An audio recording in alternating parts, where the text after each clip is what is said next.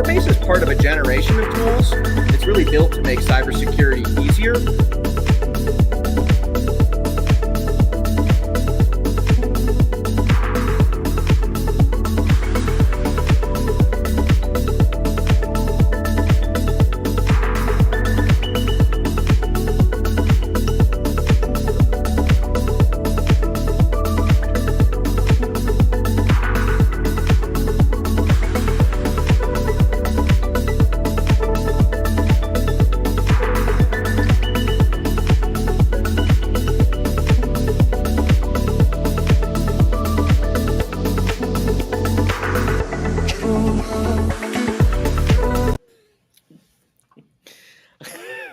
I was just ready for that music to take me into the weekend and not click the next slide button. Welcome back, everyone, to another episode of the MSP Cyber Roundtable. We've got Garret and Bill from YouAttest here today. While we were waiting on Garret earlier, Bill was just telling me about this pilgrimage to the center of crystal energy. All right, give me the story again. All I said was I was going up to Sedona with my wife for the weekend. Actually, it's our youngest daughter gave her a birthday weekend up in Sedona at a resort. So we're going up there, and we'll probably pass a bunch of people, crystal worshipers, out there in the middle of the red rocks with their little teepees and their crystals in the middle, praying to whoever they pray to. All right. Well, I hope you find the right field lines or whatever are out there. Garret, welcome back. Yeah. I'd love to be on this. Thank you. So, I think we're going to talk about YouAttest later. But Garret, we got like your sort of like life story last time you were on here. And we went a little bit. No, it was great. We went deep, but I don't know that we went as deep with Bill. But I'm going to ask about something different because I think we covered both of those last time. So instead, what are you guys going to eat for dinner tonight? If you could eat anything in the world, that's what I want to know. So, who wants to go first? Filet mignon and lobster. Both. Yeah, surf and turf with 3 bottles of red wine. Which side of the plate do you start on? I mix them, combine them, mix them right in the middle. Okay, onto the same bite. On and off. What about you, Garret? Anything you could eat? So this is what I found out, and I'm not kidding. You talk about life story. Somewhere around 1985, 86, when I was a contract programmer, I was working for Tandem Computers, and it was like 2:00 in the morning because we had something to get out, right? And I finally said it to the people in my office. I go, "Why the hell do you guys talk about food so much?" Right? Now listen to the story. And I go, it all tastes the same. And they were like, "What?" So literally, some guy went and cooked and went to the Tandem kitchen and cooked things and made me close my eyes. And I'll go, and I'm like, and he goes, "Garret, those are 2 completely different dishes, and you couldn't tell the difference. I don't have taste buds." So shit. Yeah. So literally, when I hear people talk food, I've always, for years, I'm finally 25, 24 years old, and I figure out that all these people are talking about food, and they're not being jerks. They actually taste the difference. And I know. So my wife's a great cook, and I didn't tell her for like the first 3 years because she'd make all this effort to make food. And I was and you have no idea. You're oblivious. Yeah. So okay. We're all different, y'all. All right, but you survived. It's not like you didn't eat, which if I couldn't taste the food, I don't know that I would, like, how do you even, like, you get hungry, I guess, right? I backpacked across the world, and many times what I did is just eat yogurt for days. Because you trust the food, and I can just live off of yogurt. I figured out, and I'm serious. And that sounds odd, but it's really yogurt is all you need. Okay. You got a yogurt fridge like down by your knees right now? No, but at home I got like shitloads of it. Wife figured out that that's what I could live on. I'm like, there you go, rock. All right. So let me ask a slightly modified question. What type of yogurt would you prefer if you could eat any yogurt? Lime. There you go. Lime yogurt. That's what I eat. Lime. All right. But you have to remember, okay, so I talked to other people. I read about it, and people don't have taste buds.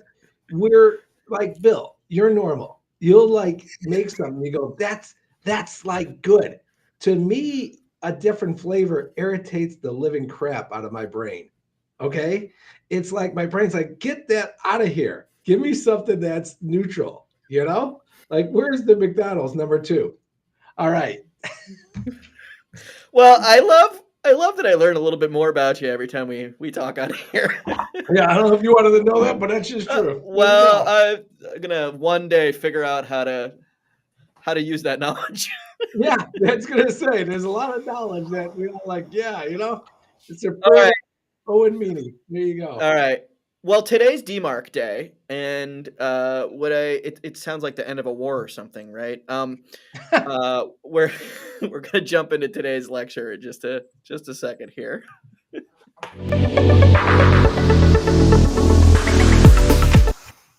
So, what I mean by DMARC day is we're going to talk about DMARC, the email security protocol. So, email is just like a whole world for anyone that hasn't engineered email, built email systems and worked on email systems. You may not realize this, but email's been around in computer terms basically forever. And it never fails to like need some new version of something just to be the same email from 30 years ago. So the last 15 years we've seen a lot of change in security of email. And one of the most important things is just cutting down on phishing and spoofing emails. And in particular, it is a super humongous problem right now, this thing called business email compromise, which is it's just a category of cyber threats around, what happens if someone impersonates you or somehow otherwise, compromises your trust in email to get you to do something in your company, right? Like steal a bunch of money because they say transfer XYZ dollars to this customer account or something like that. So DMARC's a standard, a security standard that's making email a little safer. Specifically, it validates senders, and I know that we've had a few email technologies over the last several years that have done that. Namely, all the way back in 2006, we had this technology called SPF, which was basically a way for your company to tell the world the specific IP addresses that people should expect that you send email on. And if mail is not sent from those IP addresses, then maybe it didn't really come from you. The problem with that is the protocol was built to reduce spam. It was to reduce the number of garbage messages in our mailboxes. It was really not built for security. And because of that, it's not perfect. It doesn't work in every situation. It just mostly makes it easier to categorize something as being a little bit spammy. But not only does it not work 100%, but a spam box is not an ideal place to stick an email because it's all too easy for someone to call you up on the phone and say, "Oh, you can't find that thing? Oh, just look in your spam box." Sometimes these things get tagged like that, and someone will look at that and maybe still trust the email. So fast forward a few years, and we decided to add encryption into email with DKIM. And there's actually a competing standard, the Betamax of email security that lost, called DAME, but DKIM sort of won. And so together with SPF and DKIM, we have more surety of who's sending email. What DKIM did was allowed companies to publish encryption keys to verify that the email wasn't modified in transit, that the server that sent the email message, that we know that was the server we were talking to. But again, it wasn't perfect. Namely, the two different technologies, SPF and DKIM, neither of them are perfectly applicable to the way we send email in the world. And if you want to cover total security of email, if you want to cover all the situations that email can be in, you really need to use both of those technologies alternately. And so there's this new standard. Now it says 2012 here, so it was published shortly after DKIM, but it's a way of setting a policy, an enforcement policy, which says and the policy we want to put there, I'll talk about in a moment, but it says, hey, we want SPF or DKIM, and if an email does not have one of those technologies and it's not valid according to one of those technologies, don't just mark this mail as spam. Totally deny it. So this is a great idea. Deny email if it's not authorized, if the company that's sending it isn't saying this is definitely me. But basically the standard sat around for about 10 years and no one used it. Not enough people used it for it to be relevant. But just over the last 12 months, we've got Yahoo, Microsoft, and Google that are now enforcing this. A large percentage of domains, more than half of the largest companies in the world are now enforcing this. And so if you don't have DMARC records published and they're not configured properly, you're no longer doing best practice for email security. So I'm just going to talk a little bit about how DMARC works. So someone sends an email message. The mail sending server puts an encryption header on it, sends the email the way it normally gets sent. The key here really is in the receiver side. When they receive an email message, the first thing they do is they pull that DMARC policy and they compare the encryption key settings from DKIM, and they look at the SPF settings to see what IP address that mail came from. And it also does something called alignment, which makes sure that not only is the server that was supposed to send you the email message authorized, but that it was aligned in domain. So like that the from box on the email address, right? It was actually sent from that company. And then it either passes it, quarantines it, or rejects it. And this is just super important. And I'm going to tell you that if you're an email administrator and you haven't made a change to your email security settings in the last few years, you probably need to look really closely at this right now. So one more thing in terms of enforcement, I do a lot of cybersecurity assessments, and one of the things we look at is, hey, have they set up DMARC? And most of the time, what I see is something like the top example here on this page, where some administrator set up a DMARC record and they set the policy to none, which basically means I created a DMARC record, but the instructions I gave to the receiving email server is don't use DMARC. It's really super important that you either use a policy of quarantine, or what I really recommend is a policy of reject. So the receiving email server, if they see any email from your domain and it doesn't follow policy, that is rejected. It doesn't go into spam box. It never gets received, which actually gives you a little bit of extra protection in the case of cyber losses, cyber liability. So if you've set a DMARC policy and some company says, oh, well, we took this action because we thought that you sent us this email, right? If your DMARC policy was set to reject, an arbitrator will find in your favor. You did the right thing. The receiving company did not.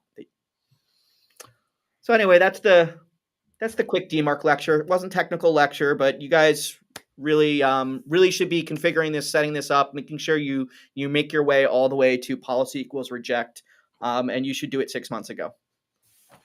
So, Garrett, have you looked at DMARC yet? Oh, always a good recommendation. Outside of identity, I'm kind of a moron. But yes, it's all good. Yes. No, that's really good. I was thinking we should do the whole SAML OIDC thing. Yeah.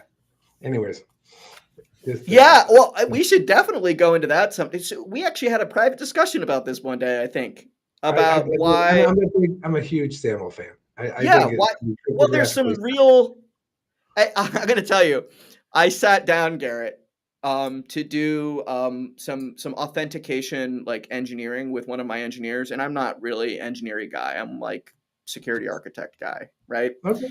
And I'm sitting down and he's describing to me how OIDC works. And I'm like, well, why does it work that way? That doesn't make any sense from a security perspective. OIDC works because people want it to. And what I mean is they go, just give me a token. And that's it. I want that one thing. It's like, all right, is that cryptographically sound? Is that as strong as a SAML, a handshake? I don't care. I want it. It's quick. You know what I mean? And God bless the vendors, and not picking anyone as Octave provide both. They say they're not going to get into that battle. They say straight up, rock and roll. You know what I mean? If you go with SAML, you whatever. Microsoft is a little more in the SAML days already. So interesting. Well, so I I probably looked at OIDC closely like 10 years or something ago, but I looked at it closely again. I think it was probably last year when I had that like, what the hell moment. But basically, OIDC is built on security primitives from the 90s. Yeah, It's like trust. Yeah, one of the inventors, he had all these blogs and he just said, I can't do this. I'm not going to put my name on that. And it's like, oh, well, I'll put our name on things. It's all good. Rock and roll. It's just, but come on. In real reality, I mean, security is, we all do our studies for SCISMs and all that kind of stuff. It's all, what the risk appetite of the enterprise is, So if you're very comfortable with that and expedition and quick, Garrett, I got 15 apps I got to get up today. Okay, rock and roll. OIDC is a pretty good solution for that. Well, we're having identity day here. Feel free, anyone that wants to ask a question about identity. Like Garrett's actually like an identity genius when it comes to all the technologies and governance and policy. Is usually, wind up underneath a park bench. You know what I mean? So let's just say I've done identity over other stuff in my life. So that's what I've done. Yes. So I know with YouAttest, you guys are working in a specific area of identity, but you've been doing zero trust since like long before it was called zero trust. And I am so happy you said that, Matt. And you got me ranting now because I had a wonderful experience at a company that no longer has its name in the building. Look, if you're in Irvine, okay, my buddies just sent me this. They took the Silencer BlackBerry name off the building there. I don't know why. Anyways, so the wonderful company filled with some of the smartest people I ever worked with called Silence had invented and did. Straight out invented. Let's call a spade, using AI to stop the threats on the desktop. But really was the first guys that said, bold as shit guy just stood up in front of the world and said, I can do this. A 0-day threat is not a problem. I can do this with AI and I can tell you the anomaly of this file. And he did. And God bless Stu and the Silence people. So they wanted to do more stuff. So they said, let's get an identity guy in here and build an AI product around identity. And that was it. That was the qualification. I had to be an identity guy. So I sit down in a room of 9 very bright people and I go, great. So tell me what your product would be. I'm like, what? Not making this up. That was my interview. What would your product? So I made something up on the fly. I literally looked at everyone and go, well, you guys throw me a bunch of AI programmers, and they did. And I still mountain bike with the guys. So they're great people. I go, what I would do is I would use AI and I would start to understand the dynamics of the user with the huge footprint that you already have. I mean, think about it, guys that, do OIDC and SAML and all that. We're used to people throwing stones at us if there's 500K footprint or anything in your web app, right? I'm at Silence, they got a 20 megabyte footprint on the thing. And I'm like, guys, I can grab anything I want, right? So what I did is I said, I'll grab, how the guy types, how he moves his mouse, what ports he opens, what, network traffic, what applications, anything I want, right? And then I'll give it a zero trust score. I give it a score, an identity score, right? And then the timing of this is around 2014. I go in front of some marketing people and they're like, Garrett, by the way, there's this whole concept that came out of, and don't throw stones at me, audience, because it's always, where did it come from? Was it Forrester? Was it Google? Anyways, right? that is talking to Zero Trust. And I went and talked to Dr. Chase Cunningham, who calls himself, who's very entertaining, calls himself, Dr. Zero Trust, and showed him it. And he's like, that's kind of cool.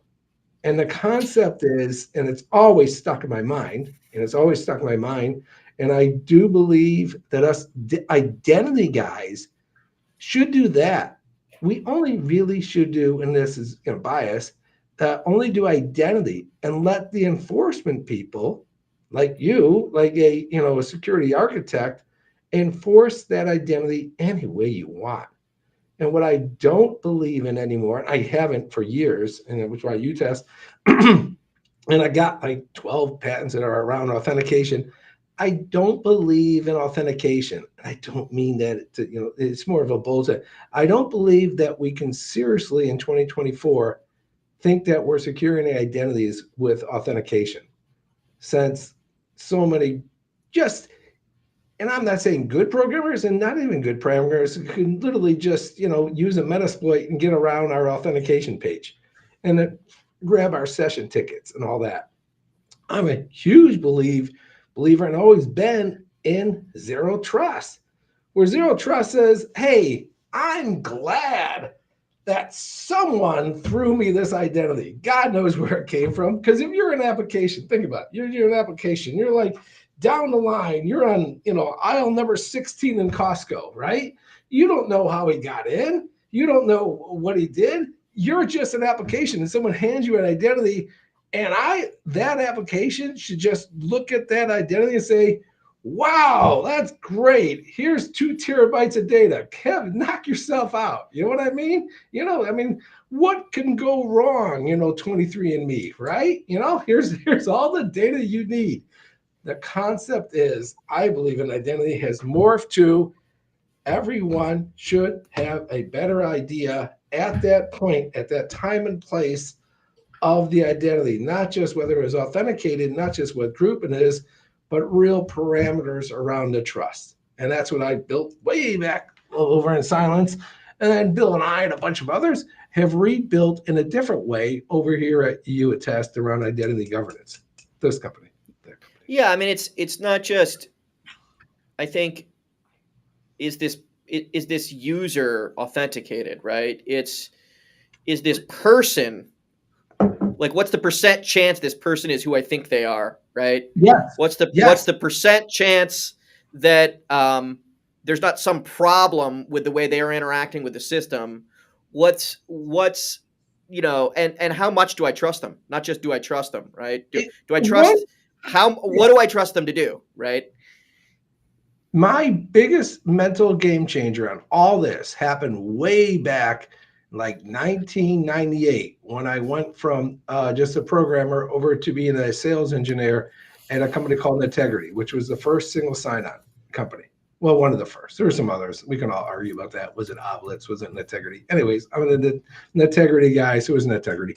Anyways, where someone explained to me the difference between authentication and, I mean this, a session ticket. Because that's what we become. And I don't understand when we talk Zero Trust why we don't talk session tickets more. Because what that means is, yeah, we authenticated someone way back then, that wonderful Costco woman who's not really looking whether you swiped your card or not. Okay. Right. And then you're going to checkout or whatever, we check again because the session ticket in that case is the human. But in the world of applications and resources, you simply are that session ticket, right? And to believe that someone faked out the authentication page and gave you that session ticket, if I'm put it succinctly, if I'm some application or a trusted network, I want to know, sure, world, you handed me this session ticket of an identity. Thanks. And what that should be used for is not authorization, but for additional lookup, right? Oh, you told me this guy is G. Grajek. Okay, great. Let me find out what the hell G. Grajek's about. Oh, by the way, G. Grajek happens to be in sales, and he wants 2 terabytes of 23andMe data to send over to Ukraine. That's probably not what a sales guy should be doing, right? That's what I think we should be using session tickets for. That's, to me, zero trust and identity. And let me give it a little interesting, people don't know. Zero trust, and I hope most people get this now, because when I started saying this X number of years ago, people always threw stuff at me and said, well, Garret, zero trust is a network concept. And I'm like, what? I don't even understand that. A network is one way to transfer an identity, but it's not. Zero trust is nothing. I mean, the whole concept of look up, God, what was Google's version of this? It was Beyond Corp. Everyone looked up Google. Yeah, you know it, Matt. Look up Beyond Corp. Why the hell, guys, think about this one. Why the hell would Google come up with zero trust around a network concept, right? Their whole idea, Beyond Corp, was to say you don't need a network.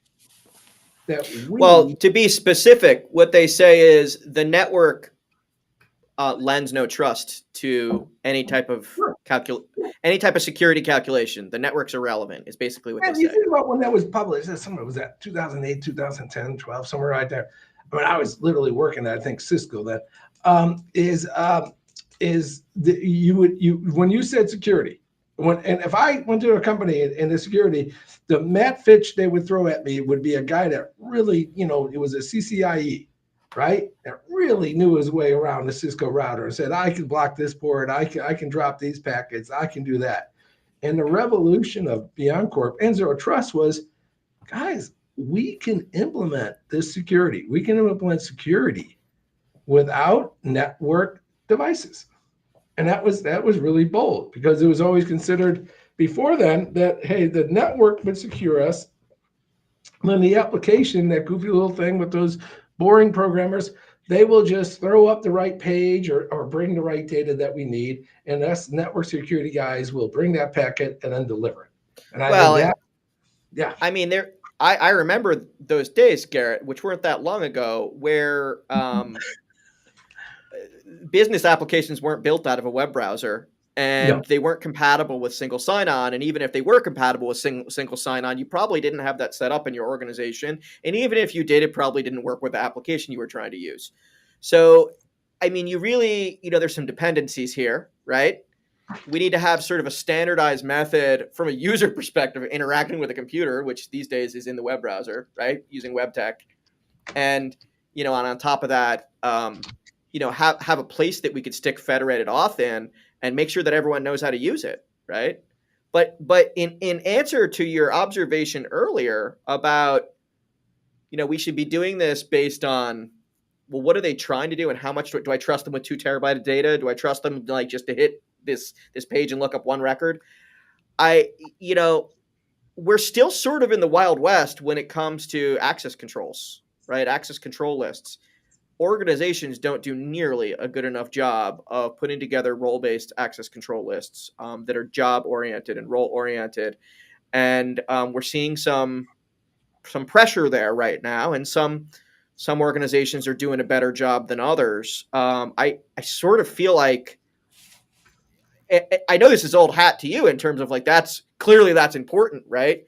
But I think scoring is, role-based access controls are great if you set up the roles properly. But if you just start with the assumption that people are going to screw up roles because they've been trying to get it done for 30 years and still can't do it right, how else are you going to make that decision, right? And that data space you're talking about, of having the trust metrics built on all sorts of trust data, right? It really gives us the ability to mitigate some of the deficiencies that we all have around role-based access controls, right? No, I like where you took this, Matt. It was well, first of all, concept role-based access control, little CISSP 101, basically the concept that says Garret doesn't, and this is the right way to do it, doesn't get access to an application because he's Garret.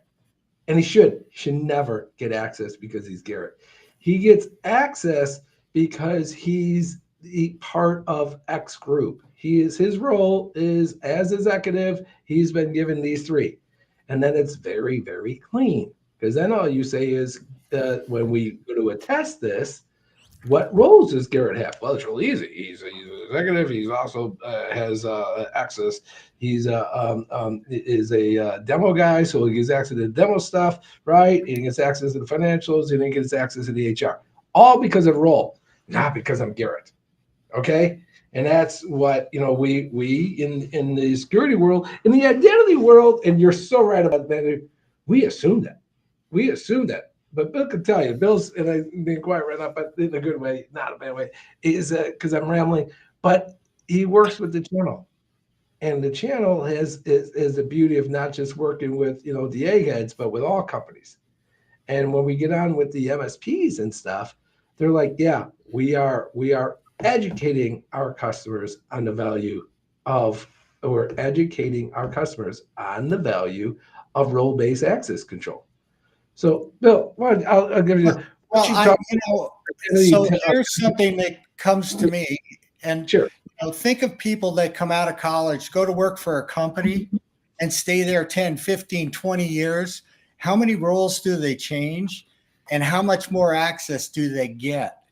And nobody ever reviews that. And before you know it, they have access to stuff they shouldn't have access to, like a sales guy having access to finance and stuff like that. So it becomes very important to regularly look at your identities and who has access to what. So, you need to fight access creep, right? That needs to happen basically constantly, right? Continuously. I'm curious, because I sort of feel like it is unclaimed territory out there in SaaS land, because we've got a bunch of SaaS applications that barely do federated authentication, and they've got roles trapped inside their app. And mostly SaaS applications do a crappy job of role-based access control anyway, right? But let's say that they have got some roles built in.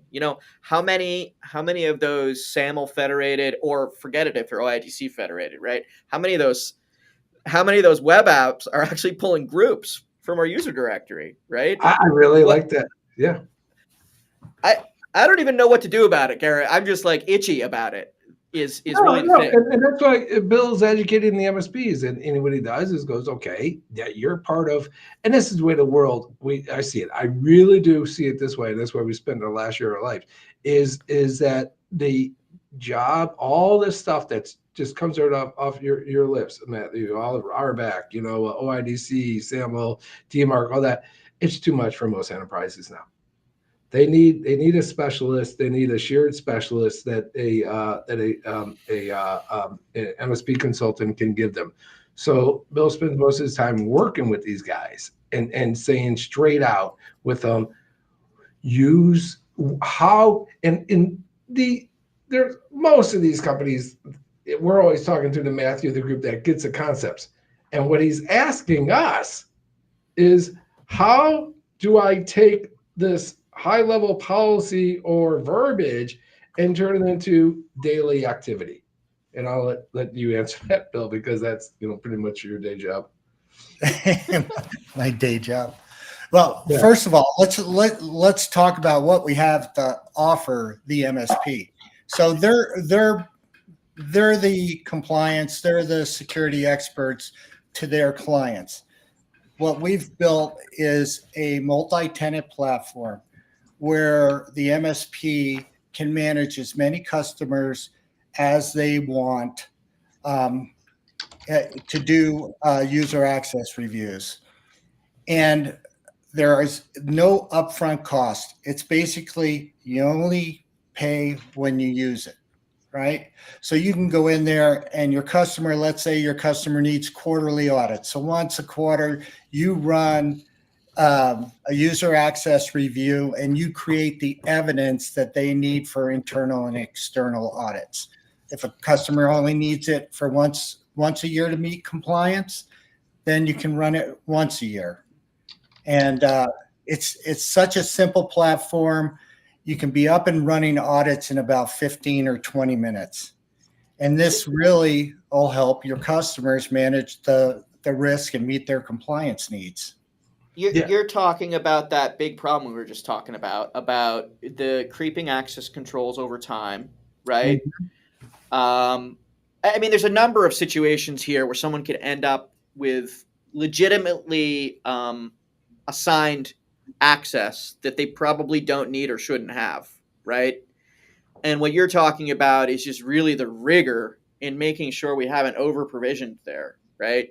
And like basically that needs to happen constantly. Unfortunately, that needs to happen constantly because it's the only way to make sure that people aren't able to access things that they shouldn't be, right? Correct. So the best way to get started with your customer too is first go in and clean up all the orphan and ghost accounts by running an identity pen test. Go in there and find those people that have left or moved departments and get rid of those. Then run our user access review and clean it up and look at who has access to what. And you might have one person that has access to 9 or 10 different applications. Do they need it? Slow down there because you went really fast over something that like is a big like another one of my itchy points, which is organizations that don't disable accounts when that person moves on or they're a contractor and they're only like in like every 3 months or every 6 months or every year they're in and they've got a user account and who knows what's going on with that user account when they're not using it, right? But you've got a workflow for locking that down. Like if people aren't using it, like on the account side, like it's disabled, it's lost. Like that's the idea. Well, that's what we find. So, like for instance, not everything goes through HR, right? Some business units will go out and hire a contractor, right?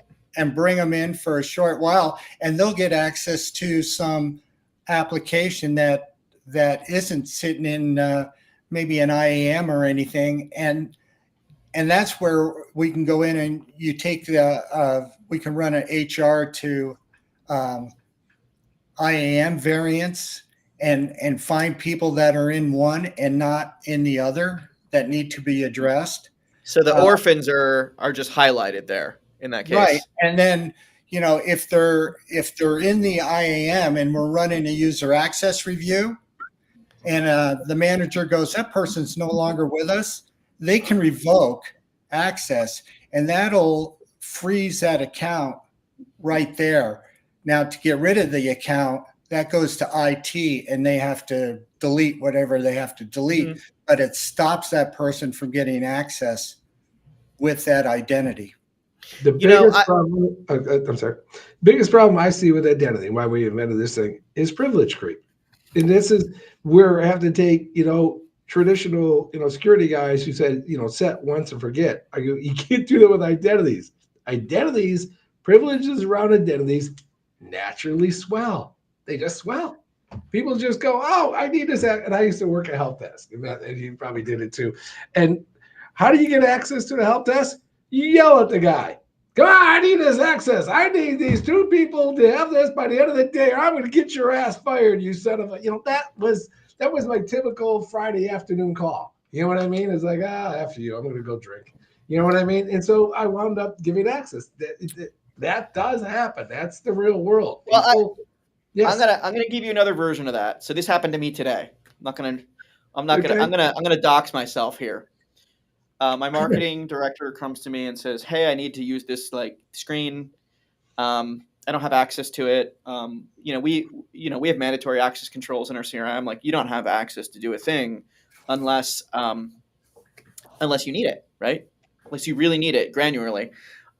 So I go and click a few things. I'm like, I don't know how to turn that on, and I'm toggle this, toggle that, toggle this other thing. Hey, did it work? Now, if the user says yes, right? Okay, I probably toggled 3 things and I only needed to toggle 1 thing, right?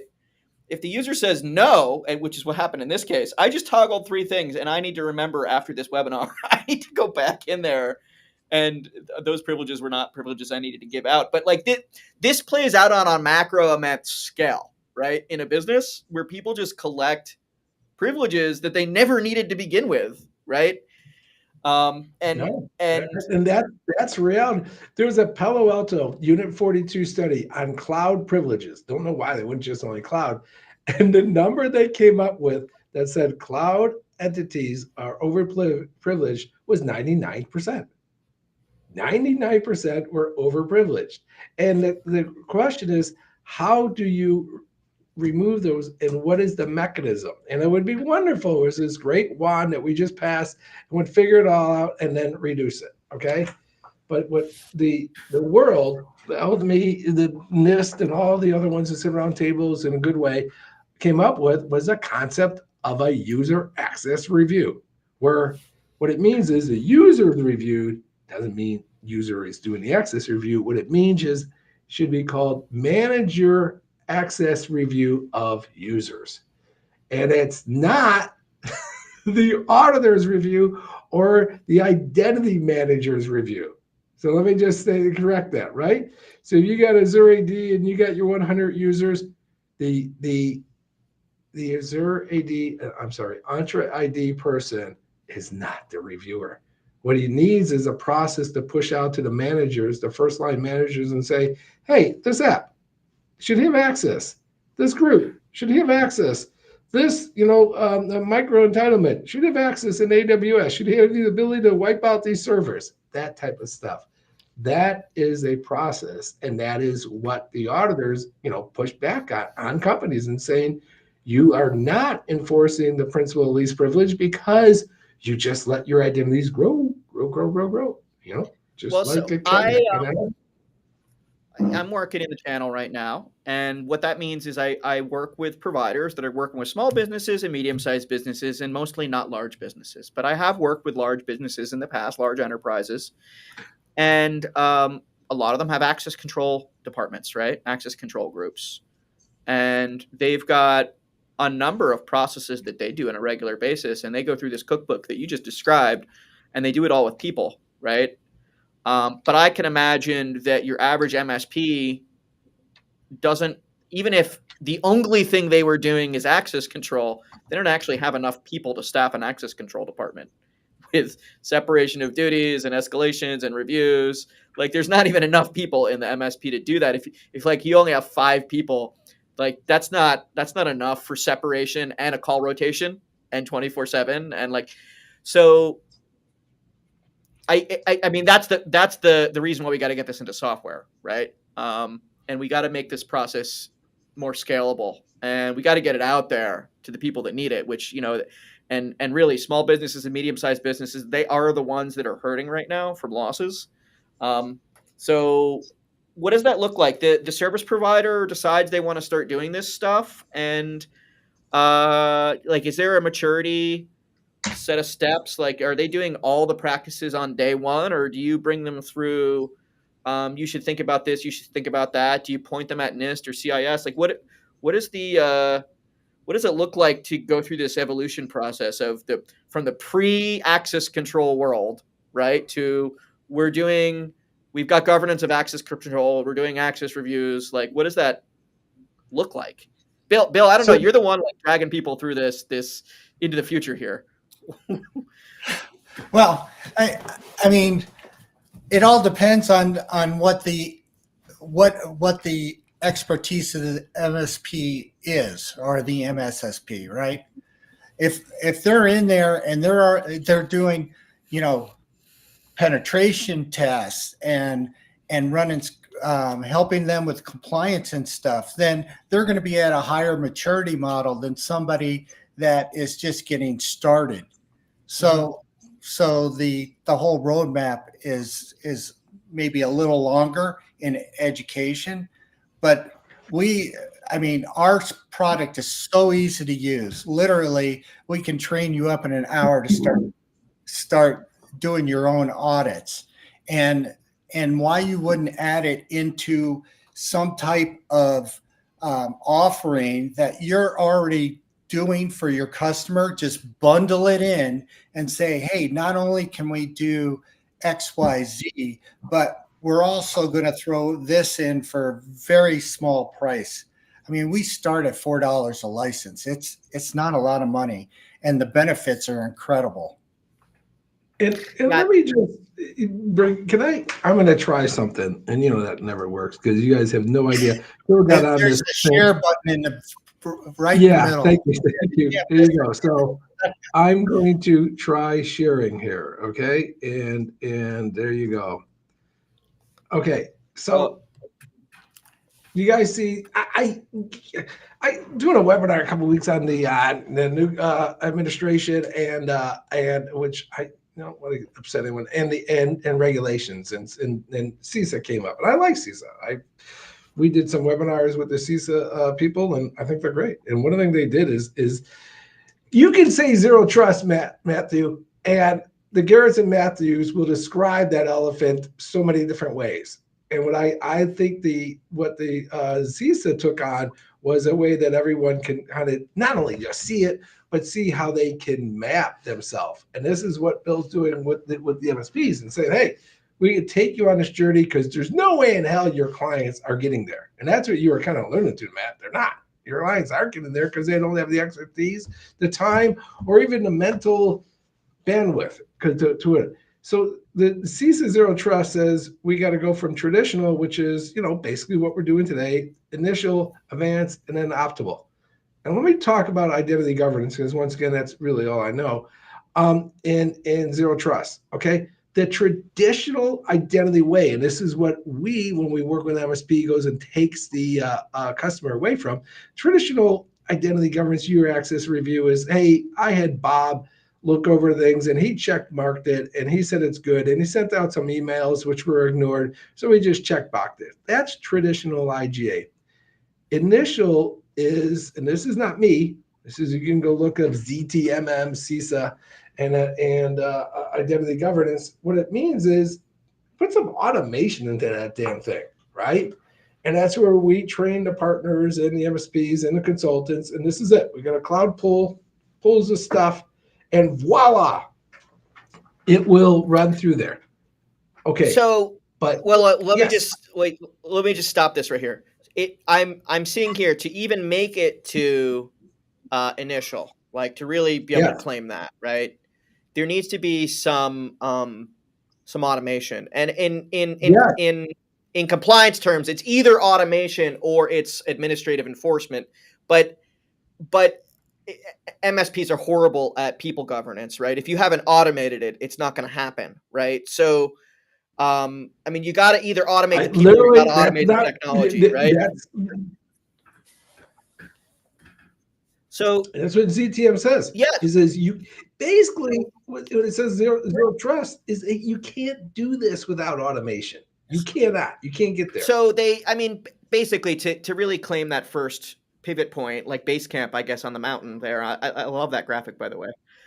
Yes. I love it. To claim that initial base camp location, you have to decide you're gonna automate this, which sounds great, but I know practically, like, this is really difficult to automate if you don't have a product. So I guess that's like the enter YouAttest, and then from there, once you're able to automate it, okay. So enter YouAttest. Now, where do we go from there?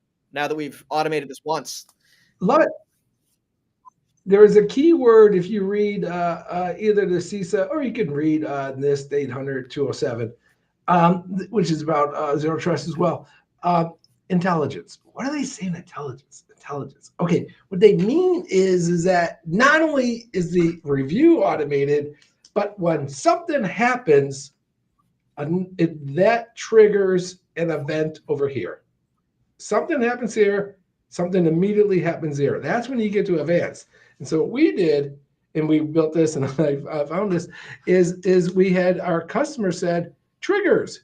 Garret, when someone changes their role, and I don't know, hypothetically, the MGM and Caesars hack people, when they become an admin of a key IAM component in your enterprise, and they start making up their own IDPs and all that, someone in security should know about that. That is the advanced state of identity governance. When not only does something happen and you can eventually review it with automation, but you immediately know and you can mitigate that change. That's in our world, that's a trigger. And then also what we did is create intelligence AI around your own policies and your entitlements. So two things. One, a trigger that changes in the environment, and when the most dynamic thing you have in your enterprise is your identities, and trigger on major identity events. And two, a AI-based trust score that will automatically look over the entitlements and the privileges and actually tell you which ones are at threat. And that's what we built. That's what we delivered. In the U.S. Patent Office just recently, in the last month, said, "Well, not only do we think that was a great invention," which they don't say. What they say is that it's unique. It's unique in that what we did is of the information we took in and the way we create this ITS, Identity Trust Score, is unique. And I'm going to pause because there's something I want to tell the world that before I see others. Not to pop your bubble, but I'm looking at that right column, and that sounds like it's related to some stuff that's pretty new for you, right? Yeah, here's my rant. If you're ever listening to someone and they're saying, optimal, our product is optimal in the zero trust maturity model. No, it's not. Or if you're Chicagoan, no, it's effing not. Okay. And what I mean by that is it's not because you didn't take the time to understand the zero trust maturity model. Why I'm a huge believer and always been a believer is of identity guys creating trust scores. And Matthew, you talked about this in the first 10 minutes, is the identity guy should come up with a trust score, and then the enforcement points should take it and use it intelligently. Let's say I'm that server that, held the terabytes of data at, X company. I don't want to pick on those guys again, right? I should take the trust score and say, okay, you happen to be, what was that? There's this great hack. Oh God, was it Target or who was it? Anyways, but they use the HVAC Home Depot, I believe. to go get. Yeah, so it's not, no one's been, just whatever, but they use the HVAC ID to go through and then get the financials and send those out, right? That's where I see, and this is not me, this is the Zero Trust explained by CISA, and I believe with this, is companies like YouAttest should have a trust score, and that should be filtered up to the decision point. Who did a really cool job of that? Is AWS. Look up CEDAR, CEDAR. It is a way that when you're about to release data, you can call out and you can say, oh, if I have this ID and it's of this RBAC at this trust level. And they just wrote it as a way to imbibe information. That's optimal. Optimal is when we start taking the YouAttest stuff and we start integrating our scores into the enforcement points. And that could be anything. That could be AWS into a server. That could be into a proxy. That could be into, literally Okta. I wrote one of these once at one time. What we did is we just took Okta and we said, hey, we'll throw a trust score in it, and then it'll make real-time decision points. That's this is the true future here. And right now we have, I'm going to say our average provider is, some of them have already fought this battle and won, and some of them are fighting this battle right now of separating out their administrative credentials from their regular user credentials, right? Dedicated super user account, dedicated admin desktop. And the whole reason you want to do that is so that you can say, hey, this user, this credential is more trusted than this normal credential in a desktop that's more trusted than the normal workstation credential. But it's like the simplest version of this, right? What you're talking about here is the way we should build it, right? Which is people don't have more than one credential. We just have more than one trust level of that user, of that identity, right? Here is our product. This has been shipping for like 6 months, almost a year. These scores not only help the MSP, which that's what we're, Bill's doing. He's saying, hey guys, you can be the adult in a room. You can become the person that's looking at this and help, the enterprise that says we got to remove this privileges, enforcing privileges. But also on the other side of our brain, we're saying these numbers that we have in our product can be accessed by enforcement type products to say, hold it, you're about to, move this much data. You're about to access this privileged area. This is collaborative to ZTNA, which is, network access. That when you're doing this, we'll take the identity, map it to a trust score, right? And then look at the action. And that's where we start enforcing stuff. That, to me, and that's the way I read it, is the optimal state of zero trust. We take trust scores, we take real-time session tickets, and we take real-time information and make intelligent policy decisions. That's the optimal state to me. And those policy decisions are set up by the company. They're the ones that put in the triggers in our systems. Well, Bill, I'm just putting YouAttest front and center here. Yeah. If people want to go find their way to Basecamp and get to that initial level here of automation, nice. What do they need to do? What's the pitch? What's the call to action here for our partners that are watching today? Yeah. Just reach out to us at youattest.com and we will, we'll set up a meeting. We'll walk you through our MSP portal. We'll educate you, answer any questions that you have around, how you can use this with your customers. Well, that sounds good, and I'm remembering that I need a sneak preview again, Garrett. It's been a while since I saw YouAttest, and I think I need to make my own phone call in here. But I'm going to come in your front door, I think. There you go. Happiness. Yeah. Now I tend to take it away.